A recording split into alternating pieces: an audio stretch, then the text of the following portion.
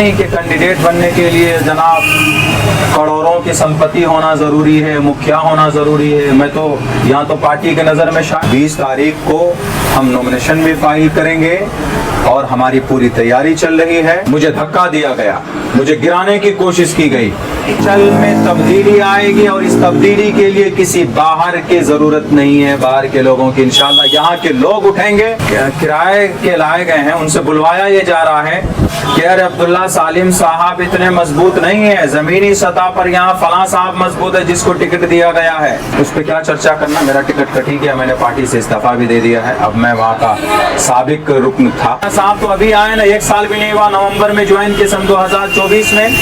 नवंबर से पहले पार्टी को कौन मजबूत किया था? अब्दुल्ला सालिम ने मजबूत किया था ना। 7-8 साल में अपनी जेब खास से पैसे लगा कर लोगों से मिलकर कड़वी हसीली सुनकर लोगों की तुहमतें सब कुछ प्रोग्राम करने जाता था तो कुर्सी उठाकर फेंक दी जाती थी। तब भी पार्टी का पैगाम लेकर गया। के अलावा जिनको कैंडिडेट बनाया गया है, अगर उनके अलावा कोई और होता तो अब्दुल्ला सालिम नहीं आता मैदान। अन्य अगर मैं किसी और पार्टी में होता तो मैं आजाद उम्मीदवार नहीं लड़ता।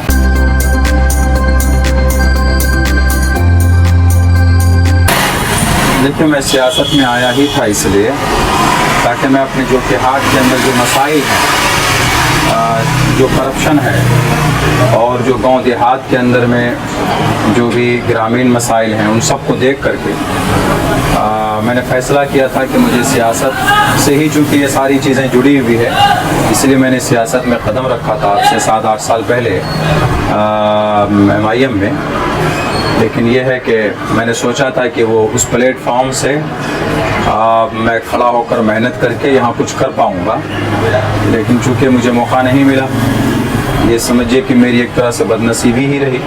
20 में भी नहीं मिला, लेकिन जब 20 में नहीं मिला तो उस वक्त हमने सोचा कि चलो शायद 25 में मिल जाएगा। हमने काम भी किया और फिर 25 में मैं नहीं समझता हूँ कि यहाँ आवाम के लिए कोई और मुनासिब था मेरे अलावा। पर उम्मीद था मैं, किस चीज़ के लिए पर उम्मीद था आपने? टिकट के लिए कि मुझे उम्मीदवार बनाया जाएगा। और ये बातें भी हमने रखी थी कि सर मैं लड़ना चाहता हूँ।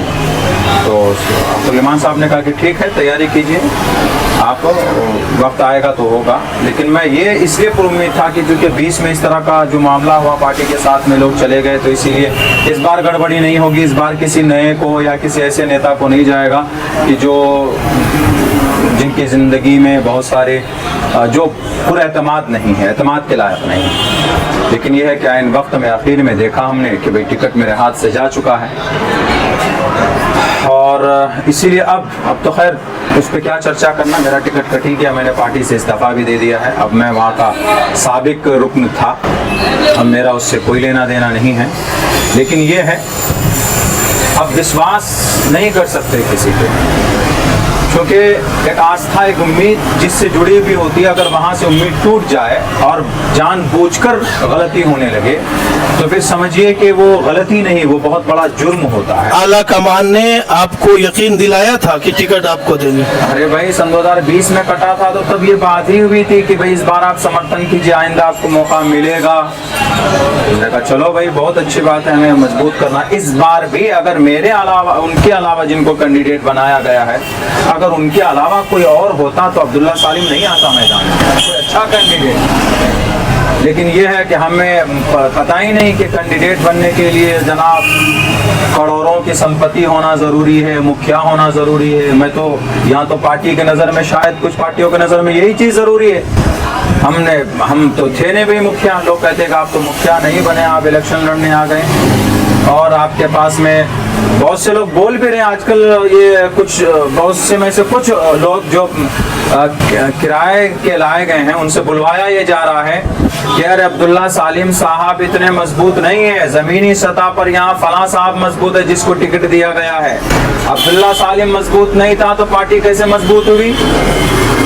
मुखिया साहब तो अभी आए ना, 1 साल भी नहीं हुआ, नवंबर में ज्वाइन किए सन 2024 में। नवंबर से पहले पार्टी को कौन मजबूत किया था? अब्दुल्ला सालिम ने मजबूत किया था ना।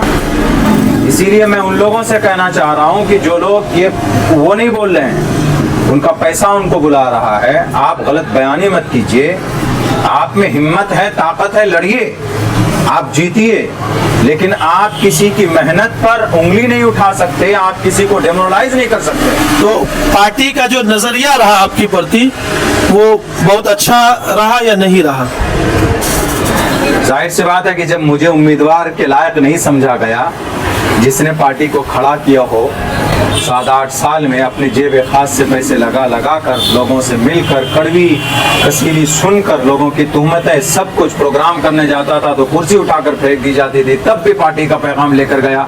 उसके बावजूद भी अगर मुझे लायकमंद नहीं समझा गया तो फिर और क्या समझ सकते हैं। अब अब्दुल्ला सालिम साहब का आगे कदम क्या होंगे? आगे का कदम यह है कि मैंने पूरे अपने जो कि हाट में जो करप्शन है, जो यहाँ के मसाइल हैं, जो मुद्दे हैं, उनके ऊपर मैं अभी भी स्ट्रिक्ट हूँ और इंशाअल्लाह मैं ज़रूर आऊँगा, मैं इस प्लेटफॉर्म पर ज़रूर आऊँगा।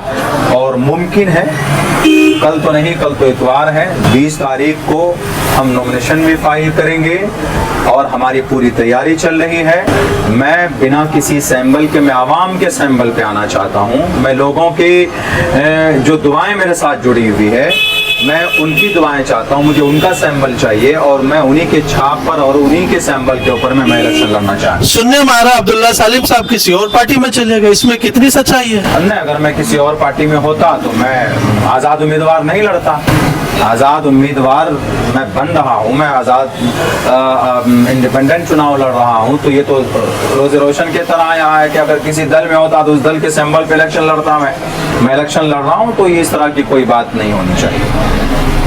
आपके इरादे और आपके मंसूबे जो कि हाट की खिदमत के लिए पुरजोर तरीके से आप इंशाअल्लाह तैयार हैं। जो कि हाट ही नहीं भाईजान, अब तो मेरा इरादा और मजबूत हुआ है। मुझे धक्का दिया गया पार्टी की तरफ से, अब जो समझ लें, मुझे धक्का दिया गया, मुझे गिराने की कोशिश की गई, लेकिन आवाम जिसके साथ हो उसको आप लाख गिरा दीजिए, कोई ना कोई उसको सहारा देने वाला हो ही जाता है। मेरे इरादे और मजबूत हुए, अब सिर्फ चौकी के लिए नहीं, अब सीमांचल में तब्दीली आएगी और इस तब्दीली के लिए किसी बाहर की जरूरत नहीं है, बाहर के लोगों की। इंशाल्लाह यहाँ के लोग उठेंगे और यहाँ से आवाज़ उठेगी और ये शुरुआत है हमारी। आखिरी सवाल, लास्ट सवाल, जनता से आप रूबरू हैं, आवाम से क्या कहेंगे? मैं यही कहूँगा जो कि हाट के लोगों से कि देखिए, अभी मैदान में बहुत सारे कैंडिडेट हैं। मैं तो यही कहूँगा कि मैं नाचीज़ पिछले 8 साल से आपके फील्ड में हूँ। मैंने 12 आप लोगों के मसाइल उठाए, जो कि हाट के अंदर जो करप्शन है, जो कि ब्लॉक में जो करप्शन है, आपसे पैसे लिए जाते हैं, केवाला मोटेशन पे लिए जाते हैं, और थाने के अंदर में जो जब तक FIR पैसे नहीं दीजिए तो नहीं होते हैं, हॉस्पिटल के अंदर दवाइयाँ नहीं है, बहुत सारे मसाइल हैं, मैंने हमेशा आपके लिए उठाया है। और इसीलिए मैं ये कह रहा हूँ कि मैं इस फील्ड में आ रहा हूँ, आप ज़रूर इस बार हमें मौका दीजिए। मेरे पास कोई सैंबल नहीं है, मेरे पास बस आपकी दुआएं हैं और आपका सैंबल है आवाम का। अगर आप मुझे ज़रूर मौका दीजिएगा इस मर्तबा, तो इंशाअल्लाह अगले 5 साल के अंदर आपको कोई करप्शन और कोई घूस और कोई आपके नाजायज़ पैसों का आपका इस्तेमाल नहीं होगा। बस मैं यही कहूँगा, दुआ कीजिए कि अल्लाह की तरफ से बेहतर फ़ैसले हों मेरे हक़ में। लेकिन मैं टोटल जो कि हाट के माएँ बहनें, आवाम, नौजवान, बूढ़े बुज़ुर्ग सबसे दुआएं करता हूँ कि आपने सबको आज़माया है, इस बार इस नौजवान को, अपने बेटे को आज़मा के देखिए, इंशाअल्लाह ज़रूर आपको तब्दीली यहाँ पर दिखने को मिलेगी।